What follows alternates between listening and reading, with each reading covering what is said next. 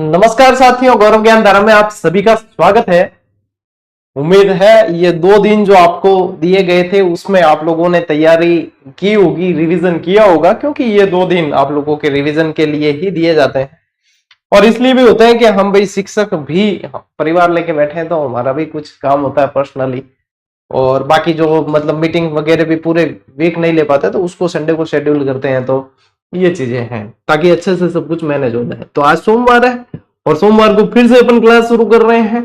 तो राजस्थान की कला संस्कृति के अंदर आज अपन लोक संत संप्रदाय पढ़ेंगे। मतलब आप इसमें आप यूं कहें कि इसको धार्मिक आंदोलन कहें तो भी आप लोगों के ये सही है, ठीक है।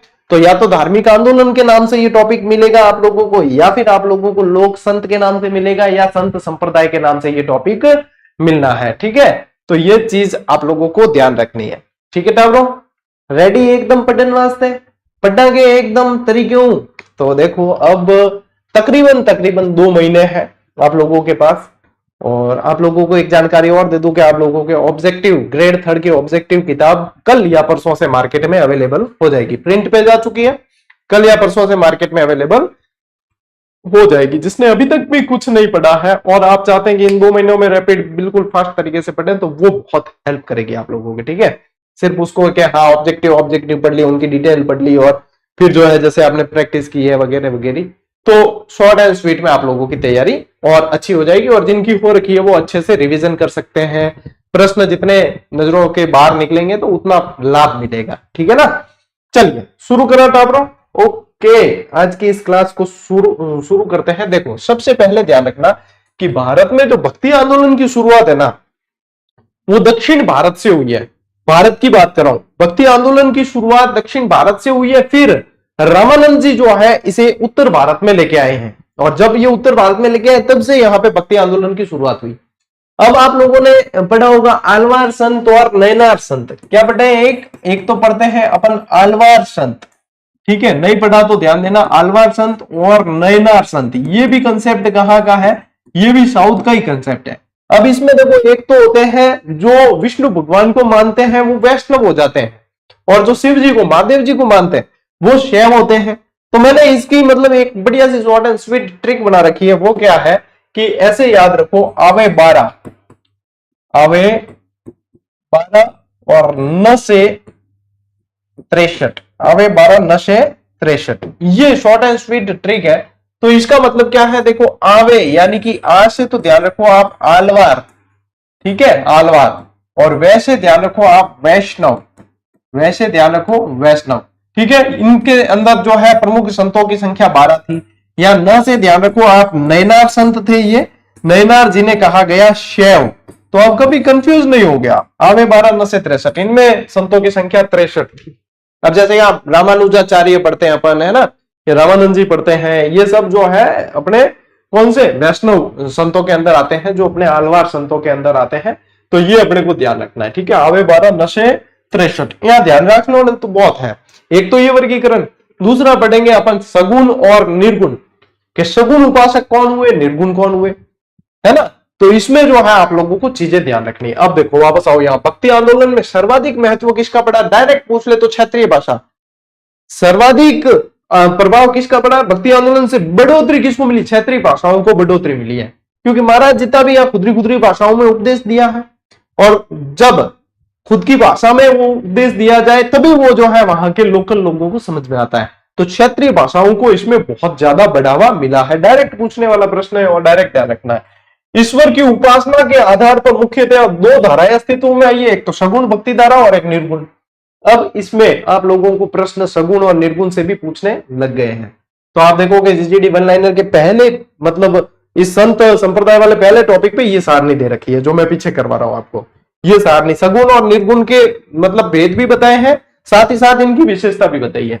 तो सगुण धारा में क्या होता है कि ईश्वर को गुण सहित मानते हैं।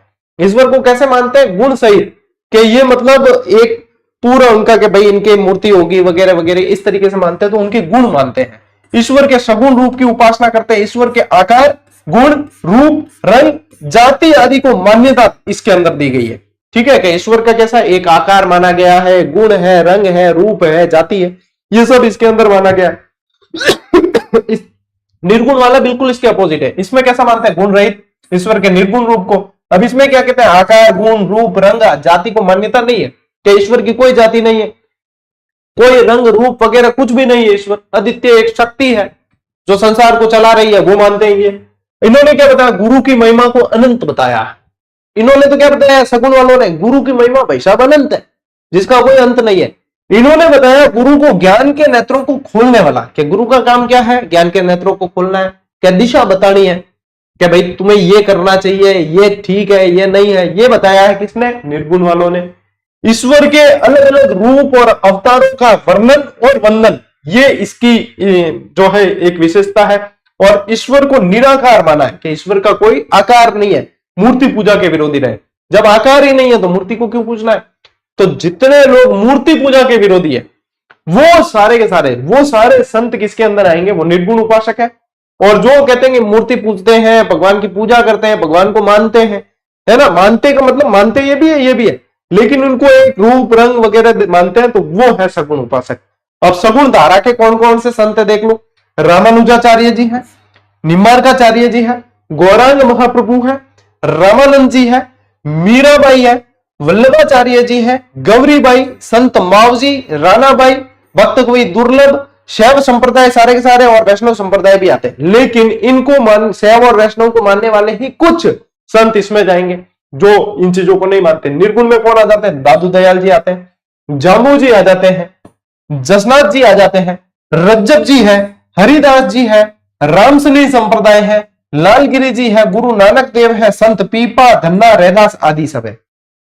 ठीक है, अब देखो ये है। अब यहां पे आप देखोगे तो रामानंद जी इनके गुरु है, पीपा, धन्ना, रैदास आदि के, लेकिन ये निर्गुण में जा रहे हैं, ये सगुण में। अब ऐसे देखेंगे अपन तो अपन जैसे कि जाम्बो जी, जसनाथ जी, इन सब की अपन मूर्ति पूजा करते हैं, और जबकि ये खुद मूर्ति पूजा के विरोधी थे। जिसकी अपन मूर्ति पूजा करते हैं वो खुद मूर्ति पूजा के विरोधी थे। अब एक काम की बात, पते की बात बताऊं। बात यह है कि इसके मामले में हर व्यक्ति के अलग मत होते हैं, अलग धारणा होती है, अलग आस्था होती है। तो इसको आप जो है तोलने मत बैठ जाना कि क्या सही है क्या गलत है। इसको आपको सिर्फ इस तरीके से लेना है कि ये चीज आप लोगों को पूछी जाएगी एग्जाम में, क्योंकि सबकी अलग अलग धारणा है। कोई आस्तिक भी होते हैं, कोई नास्तिक भी होते हैं, तो सब अलग अलग धारणा वाले होते हैं। जब अपन इस पचड़े में पड़ जाते हैं कि कौन सही है और कौन गलत, न्याय करने मत बैठ जाना। मैं ये कह रहा हूं, न्याय करने बैठ गए तो फिर समझो कि परीक्षा निकालना अपना उद्देश्य नहीं है, अपने नौकरी लेना उद्देश्य नहीं है, अपने को विद्वान बनना है। और मैं कह रहा हूं कि विद्वान बनने में कुछ रखा धरा नहीं है। आप नौकरी ले लो, आप नौकरी ले लो, आपकी विद्वता वैसे ही मान ली जाएगी। तो बहुत गहरी बात कही है मैंने, कम शब्दों के अंदर आप समझ आना, है ना। क्योंकि कई बार ऐसे टॉपिक आते हैं तो क्या है कि आपसे द्वंद्व करने लग जाते हैं, छात्र भी करते हैं, कई दूसरे लोग भी करते हैं।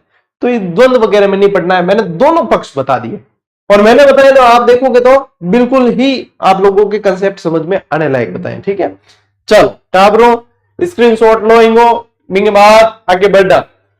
ठीक है, ओके चलिए आगे बढ़ते हैं। किन मैसेज आ रहे?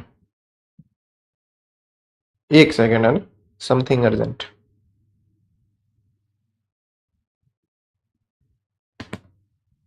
ठीक है, देखिए अब ये मैंने बता दिया था आप लोगों को। ये भी आप लोग यदि स्क्रीनशॉट क्या लेना है, थोड़ी सी 1 मिनट पेन चलाओगे, आधा मिनट, तो भी ये लिख लोगे आप। ये समझने वाली चीजें। ठीक है, अब देखो, अब बढ़ते हैं एक एक संप्रदाय की तरफ। अब इसमें जो है आप लोगों को मैं पढ़ा रहा हूं निम्बार्क संप्रदाय। क्या पढ़ा रहा हूं? निम्बार्क। सबसे पहले निम्बार्क संप्रदाय पढ़ते हैं। देखो, सलेमाबाद जो रूपनगढ़ नदी के किनारे है ना, वहां राजस्थान में इनकी प्रधान पीठ है। वैसे वृंदावन में है, वैसे इनकी प्रधान पीठ कहां है? वृंदावन, लेकिन राजस्थान में सलेमाबाद अजमेर के अंदर है। बस इसकी एक छोटी सी ट्रिक बनाई है, इसके अंदर पूरा निम्बार्क संप्रदाय समा गया। क्या है? सन की तू हंसना मैंने, क्या सन की तू हंसना मैंने, दो पशुओं का भेद निम निम सा जाना है। सन की, अरे सन की अपार तो टाबर री किंग एक दो री आईडी भी है सन की है। बी टाइम में चतुश्रेणी री ऑब्जेक्टिव क्लास चलती ना, बी टाइम सन की टकला के आया करता है। अब ये सन की टकला वगैरह सारे शायद सो गए हैं, पता नहीं कहाँ है, दिखते नहीं है आजकल। फिर आएंगे वापस परीक्षा के समय सन की टकला वगैरह सब। तो अपने क्या ध्यान रखना है? सन की तो हंसना मैंने, दो पशुओं का भेद नीम नीम सा जाना है। अब देखो इनके अर्थ निकालने हैं। सन की यानी कि ये है सनकादिक संप्रदाय, इसको बोलते हैं। क्या बोलते हैं? इनको इसको बोलते हैं सनकादि या सनकादिक संप्रदाय। ठीक है, हंस यानी कि इसे हंस संप्रदाय भी कहते हैं। इसको क्या कहते हैं? हंस संप्रदाय के नाम से भी, इसके नाम बहुत सारे हैं, निम्बार्क संप्रदाय के नाम बहुत सारे हैं। इसको जो है नारद संप्रदाय भी कहते हैं। ठीक है, यहां से ध्यान रखना, इसको द्वैता द्वैत भी कहा जाता है। इसको क्या कहते हैं? द्वैता द्वैत भी कहा जाता है। परशुराम देवाचार्य जो है ना, परशुराम देवाचार्य, इनका संबंध इससे रहा, इस संप्रदाय से रहा है, ये ध्यान रखें। अब इनकी सबकी डिटेल भी लिखूंगा, चिंता मत करो। कई जना क्या है कि मतलब अजय क्लास पूरी नहीं हुई में खोज कर ले, इससे क्या समझ में आएगा, वो क्या, ये क्या, फलाना टीम का। जब तक क्लास पूरी नहीं होती तब तक किसी भी तरह की धारणा नहीं बनानी है, इतनी भी उतावल नहीं करनी है कि क्लास पूरी होने का इंतजार तक नहीं कर सके हम, है ना। ये आप लोगों को वेद आना चाहिए, तो वेद से लिखो वेदा वेद। इस संप्रदाय को क्या कहते हैं? वेदा वेद संप्रदाय भी कहते हैं।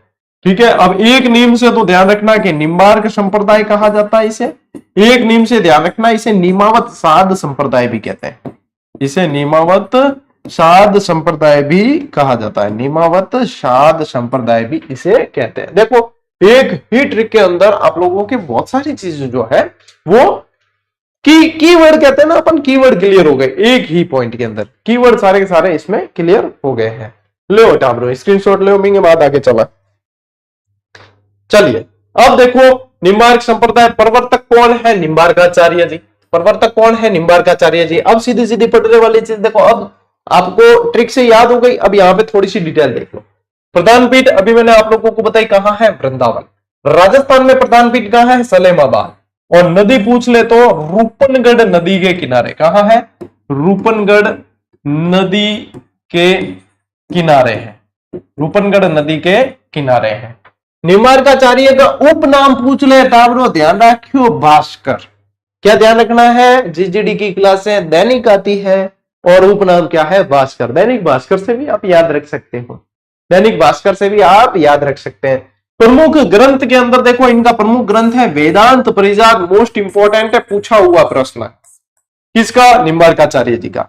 राधा को कृष्ण की पत्नी मानकर युगल रूप में पूछते थे। अब कृष्ण और राधा पति पत्नी नहीं थे, ये आप भी जानते हैं, लेकिन ये कृष्ण की पत्नी मानकर युगल रूप में पूछते। अब युगल रूप में तो पूछते आए लोग, लेकिन ये कृष्ण की पत्नी मानकर ही पूछते हैं। जयपुर नरेश जगत सिंह और किशनगढ़ के सावन सिंह, ये इनके अनुयायी रहे हैं, ये ध्यान रखना। जयपुर नरेश जगत सिंह और किशनगढ़ के सावन सिंह इनके अनुयायी रहे हैं। और ये प्रश्न भी बना हुआ है, ये प्रश्न भी बना हुआ है। श्री राधे श्याम, श्री राधे श्याम देखो यहां लिखा हुआ है। ठीक है, अखिल भारतीय जगत गुरु श्री निम्बार्काचार्य पीठ, निम्बार्क तीर्थ, सलेमाबाद। ठीक है, सलेमाबाद कहां है? अजमेर के अंदर।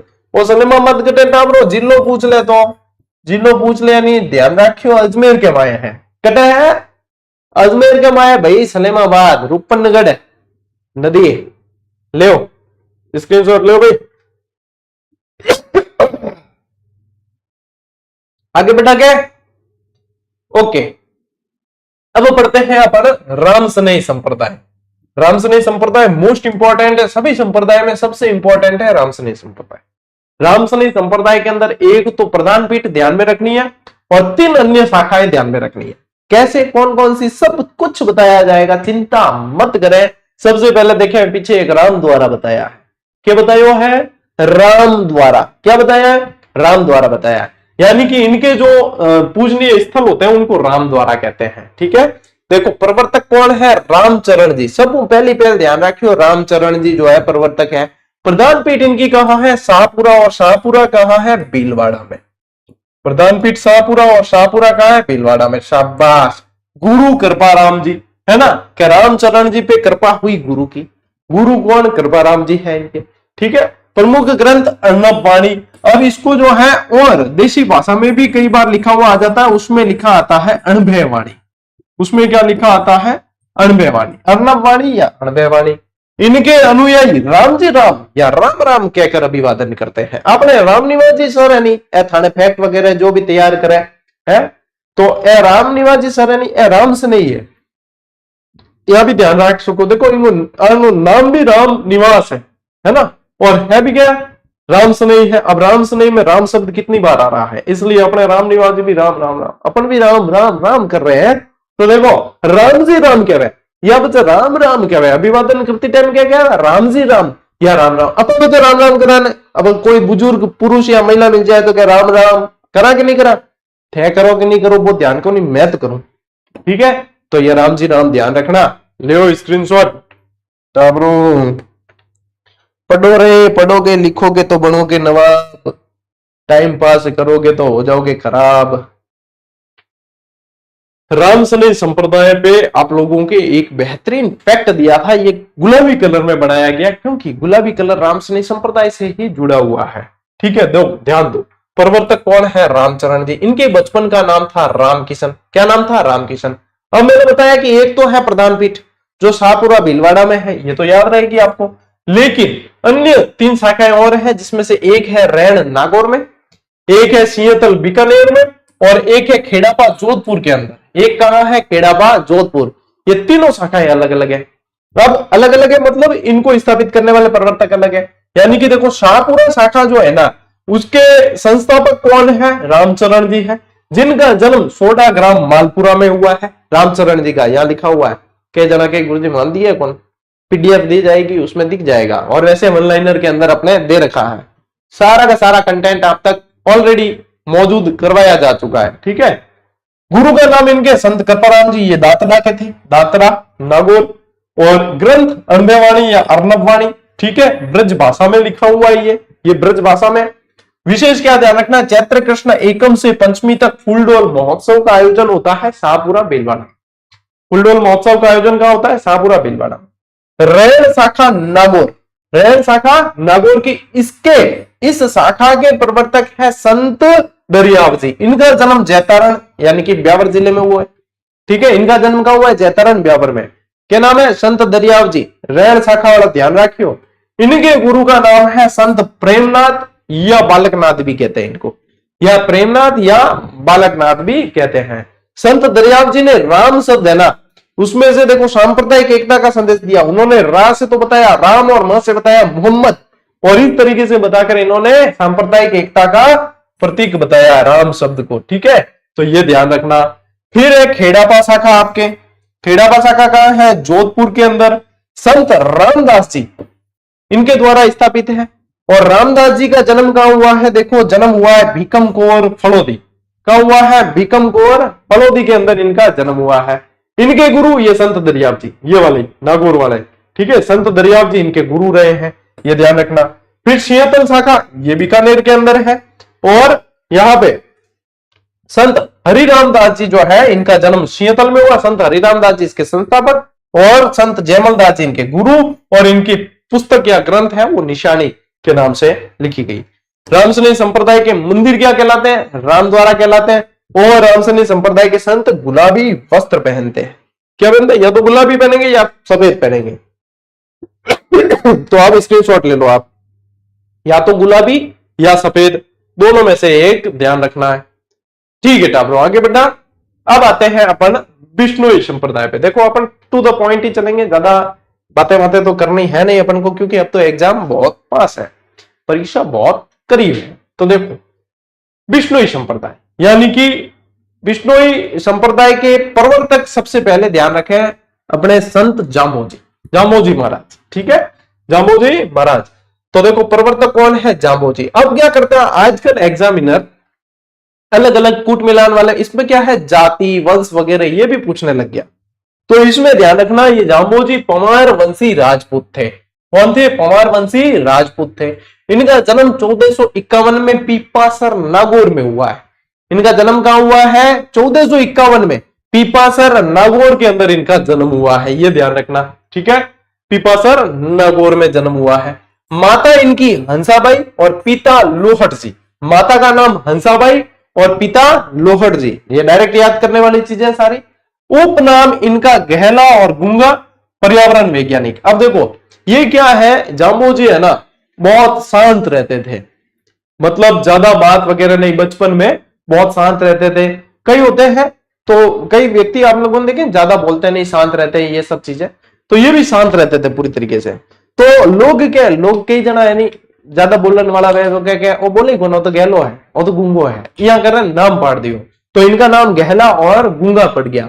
और पर्यावरण वैज्ञानिक इसलिए कहते हैं क्योंकि पर्यावरण के लिए इन्होंने बहुत अच्छे अच्छे संदेश दिए हैं, और पर्यावरण के लिए तो पूरा ही बिश्नोई समाज आप लोग देखेंगे कि सबसे अग्रिम पंक्ति में यानी कि हरावल में खड़ा पाएगा आप लोगों को पर्यावरण बचाने के लिए। ठीक है, आज दिन तक मैंने ऐसी निष्ठा और लगन बिश्नोई समाज के अलावा कहीं नहीं देखी पर्यावरण के प्रति। तो भाई बहुत शानदार काम। इन्हें विष्णु जी का अवतार माना जाता है, किसे? जामोजी को। ठीक है, और बचपन का नाम इनका धनराज है, मोस्ट इंपॉर्टेंट कर देना।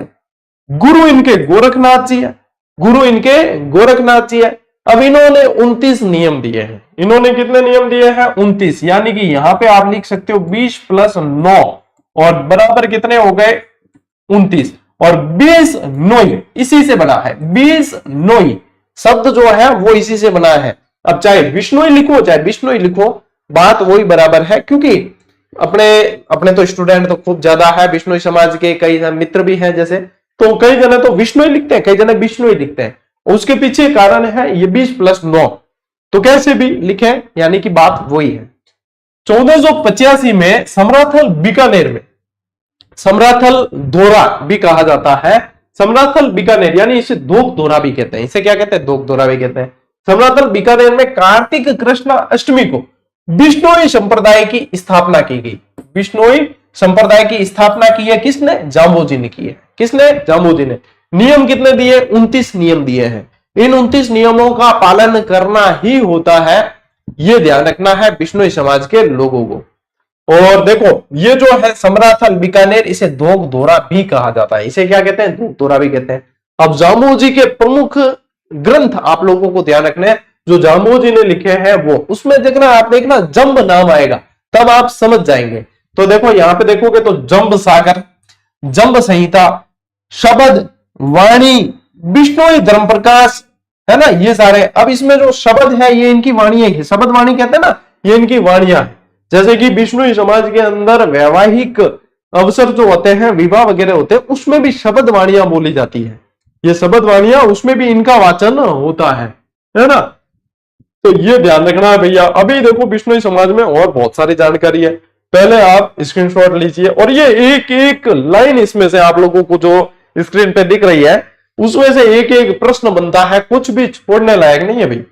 ठीक है, और ये सारी चीजें आपको याद होनी ही चाहिए यदि आप आने वाले समय में अपना एक सिलेक्शन देखते हैं, अपना एक चयन देखते हैं, सिलेक्शन देखते हैं, तो भाई होने चाहिए। अब देखो जाम्बोजी के प्रमुख तीर्थ स्थल है कुछ। वैसे जाम्बोजी ने जहां उपदेश दिए उन्हें शास्त्री कहा जाता है। क्या ध्यान रखोगे? उन्हें कहा जाता है शास्त्री।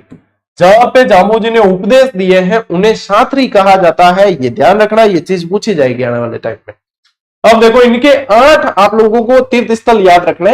वैसे मैंने यहाँ पे एक ट्रिक भी लिख रखी है, राम मुझे जंगल से पीली रोटी ला दो। यहाँ पे आप देखोगे तो यहाँ पे सेट हो जाएगा। यहाँ थोड़ा सा मतलब ऊपर नीचे है, जैसे कि राम मुझे जंगल, ठीक है, जंगल से पीली पीली रोटी ला दो। तो इस तरीके से मैंने आगे पीछे करके सेट किया। जरूरी नहीं है कि भैया याद करनी है। यदि आप देखोगे ये मतलब क्रम से मत देखना इस ट्रिक में, इसमें अलग अलग मैंने सेट किया। तो एक सुविधा है, लेकिन यदि किसी के लिए दुविधा बन रही है तो भाई इग्नोर करें इसे। सुविधा के लिए दिए, कई जनों को चाहिए कि हाँ गुरुजी बनी बनाई ट्रिक मिल जाए तो हो जाए। मैं तो कहता हूं डायरेक्ट याद करो, सबसे बढ़िया है कि नहीं, ज्यादा भेजामारी को काम ही नहीं। पीपासर नागौर जाम्बोजी का जन्म स्थल है। अभी बताया आपको जाम्बोजी का जन्म कहां हुआ? पीपासर नागौर के अंदर हुआ है। लीलासर बीकानेर, यहाँ जाम्बोजी का निर्माण हुआ है। लीलासर बीकानेर में क्या? जाम्बोजी का निर्माण। मुकाम बीकानेर, यहाँ जाम्बोजी का समाधि स्थल है। मुकाम, मुकाम में मेला भी लगता है हर साल, ठीक है, 2 बार लगता है मुकाम बीकानेर। जाम्बा फलोदी बिश्नोइयों का पुष्कर कहा जाता है, मोस्ट इंपॉर्टेंट कर देना। जाम्बा जो फलोदी के अंदर है, इसे बिश्नोइयों का पुष्कर के नाम से जानते हैं इस स्थल को, ठीक है। रोटू नागौर, यह बिश्नोइयों का धार्मिक स्थल है। रामनावास जोधपुर के अंदर पड़ता है, यह उपदेश स्थल है, यानी कि एक तरीके से क्या है? शास्त्री। जांगलू बीकानेर, यह भी उपदेश स्थल है, यानी क्या है? शास्त्री। और लोदीपुर मुरादाबाद यूपी के अंदर पड़ता है। जाम्बोजी यहाँ तीर्थ यात्रा पे गए थे, जाम्बोजी यहाँ तीर्थ यात्रा पे गए थे, तो ये भी आप लोगों को ध्यान रखना है। देखो आप देखेंगे ना तो बिश्नोई समाज के जो लोग हैं वो भेड़ बकरी नहीं पालते, क्यों? क्योंकि भेड़ बकरियों की आदत क्या होती है कि जितने नवांकुर होते हैं पौधे जैसे ही उगे उनको क्या खा लेती है वो, तो इसलिए ये नहीं पालते, क्योंकि ये क्या है, पर्यावरण बचाने के लिए प्रयास बहुत ज्यादा करते हैं, तो पौधों को उगने ही नहीं देती भेड़ बकरियां, तो ये भेड़ बकरियां नहीं पालते हैं। ये भी ध्यान रखना, ये भी चीज अच्छी जानकारी वाली है। लियो टाब्रो स्क्रीनशॉट लियो रे, स्क्रीनशॉट लियो। आगे बढ़ना, देखो अब आप लोगों को हमने एक बेहतरीन जीजीडी फैक्ट दिया था, उसके अंदर देखो कितनी बढ़िया जानकारी दी जाती है। और जीजीडी फैक्ट तो मतलब ये अभी भी जा रहे हैं, अभी भी दिए जा रहे हैं। जीजीडी एजू हब पे जीजीडी फैक्ट प्रो दिए जा रहे हैं। आप तो पहले जीजीडी फैक्ट दिए थे और ये मुहिम शुरू करके लगातार इसको चलाने वाला सिर्फ एकमात्र प्लेटफॉर्म है आपका अपना जीजीडी, यानी कि गौरव ज्ञान धारा। ऐसा प्लेटफॉर्म जिसने सभी जगह क्रांति ला दी, सभी को ये चीजें करनी पड़ी, और कई लोगों ने करके छोड़ दी वापस बीच में, हाँ तोड़ दियो, लेकिन अपने यहां से अभी भी अनवरत ये चीजें जारी है, क्योंकि भाई पढ़ाई है, पढ़ना तो पड़ेगा लगातार यदि सफलता प्राप्त करनी है। प्रवर्तक, अब देखो थोड़ा सा रिवीजन भी हो जाएगा। जामोजी ने 1485 में समराथल बीकानेर में बिश्नोई संप्रदाय की स्थापना की। 29 नियम बनाए जिसका पालन बिश्नोई संप्रदाय के अनुयायी करते हैं। जामोजी के गुरु का नाम गोरखनाथ जी, मोस्ट इंपॉर्टेंट है भाई, इसको मोस्ट इंपॉर्टेंट कर देना। जामोजी के कहने पर दिल्ली के सुल्तान सिकंदर लोदी ने गौ हत्या पर रोक लगाई। आने वाले समय का बढ़िया प्रश्न है भाई, सिकंदर लोदी ने गौ हत्या पर रोक कौन से संत के कहने पर लगाई? तो जामोजी महाराज, ठीक है। इनका प्रवचन स्थल क्या कहलाते हैं? इनके साथरी पाहल, ये मोस्ट इंपॉर्टेंट है। पाहल क्या होता है? अभिमंत्रित पानी होता है जिसको पीकर, जिसको ग्रहण करके कोई भी व्यक्ति बिश्नोई समाज के अंदर, मतलब बिश्नोई संप्रदाय का हिस्सा बन सकता है, बिश्नोई समाज में जा सकता है। यानी कि अभिमंत्रित पानी है, पाहल को ग्रहण करके कोई भी बिश्नोई समाज को, बिश्नोई संप्रदाय को अपना सकता है, ठीक है। और प्रधान पीठ मुकाम नोखा बीकानेर के अंदर है, मुकाम है और नोखा बीकानेर के अंदर है, ठीक है। मुकाम गांव में जामोजी का समाधि स्थल है, जहां फाल्गुन अमावस्या और अश्विन अमावस्या 2 बार मेला लगता है। मैंने बताया था अभी आपको 2 बार मेला लगता है, एक तो फाल्गुन अमावस्या, एक अश्विन यानी कि आसोज माह की अमावस्या भी लगे और फाल्गुन माह की अमावस्या भी मेलो लगे हैं। ग्रंथ जमसागर, जम संहिता, बिश्नोई धर्म प्रकाश, ये ध्यान रखें। और बिश्नोई संप्रदाय को हरे वृक्षों की रक्षा के लिए जाना जाता है। और देखिए, बिश्नोई नीले वस्त्र नहीं पहनते। जामोजी का बचपन का नाम क्या था? धनराज था। जामोजी का बचपन का नाम क्या था? धनराज था। तो ये भी ध्यान रखें, ठीक है टाब्रो, ले स्क्रीनशॉट। अच्छा बेटा आगे, ओके। जामोजी पढ़े तो साथ साथ में फिर आपको हाथों हाथ ही जसनाथ जी भी पढ़ लेने, क्योंकि जामोजी ने कितने नियम दिए? 29, और जसनाथ जी ने कितने दिए? 36। जसनाथ जी ने कितने दिए? 36। तो बैक टू बैक पढ़ोगे तो याद रह जाएगा। और जैसे ही आप चरणदासी संप्रदाय के अंदर जाओगे ना, तो वहां पे आप लोग पढ़ेंगे कि उन्होंने 42 नियम दिए, उन्होंने दिए 42। अब देखो, प्रवर्तक जसनाथ जी, जन्म 1482, कतरियासर बीकानेर के अंदर है। माता रूपादे, पिता हमीर जी।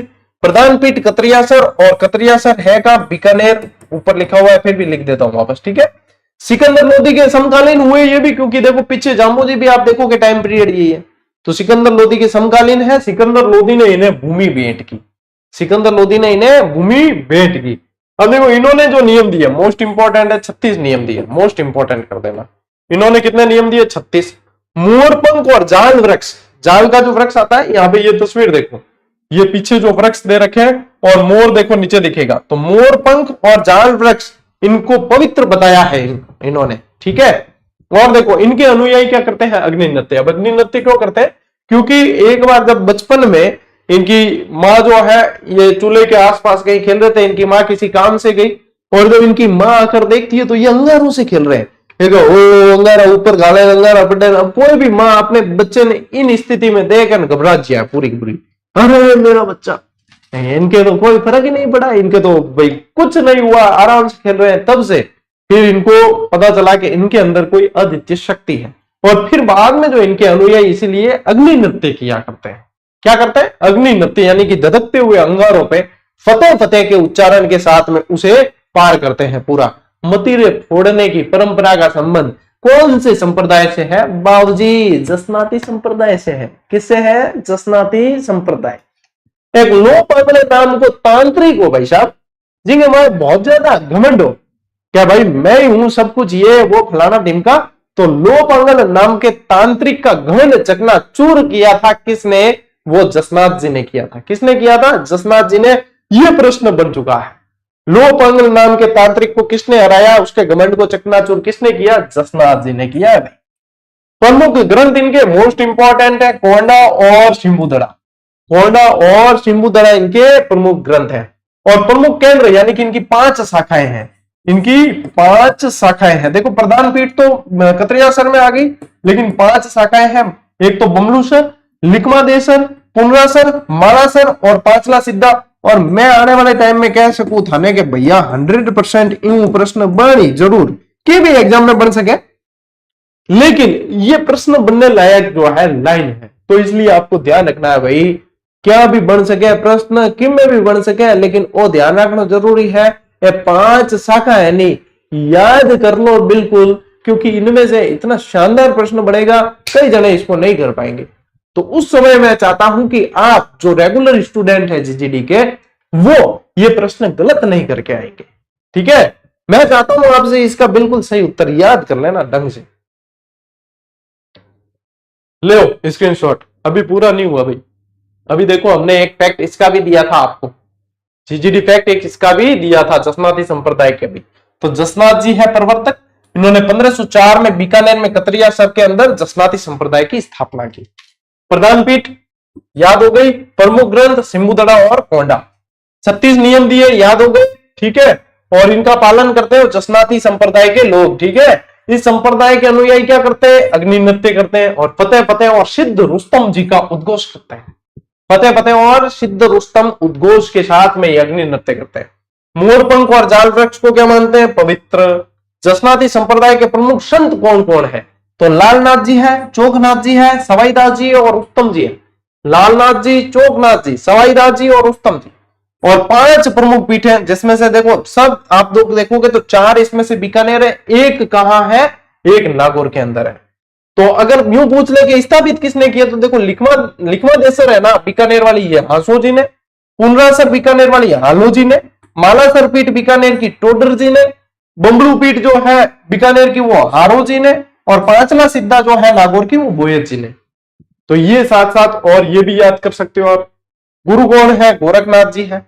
और गोरख मालिया बीकानेर में जसनाथ जी ने 12 वर्ष तक तपस्या की थी, जो इनकी तपस्या स्थली पूछ सकते हैं गोरख मालिया। ठीक है, जसनाथ जी ने क्या किया? लोपांगल नामक तांत्रिक का वध किया था, इसे हराया था, इसके घमंड को चकनाचूर किया था भाई साहब। ठीक है, तो यह चीजें भाई याद करनी है, सारी की सारी मोस्ट इंपॉर्टेंट चीजें है भाई। ठीक, चलिए इसी के साथ आप लोगों के ये बेहतरीन कंटेंट वाली क्लास आज की सोमवार की संपन्न हुई।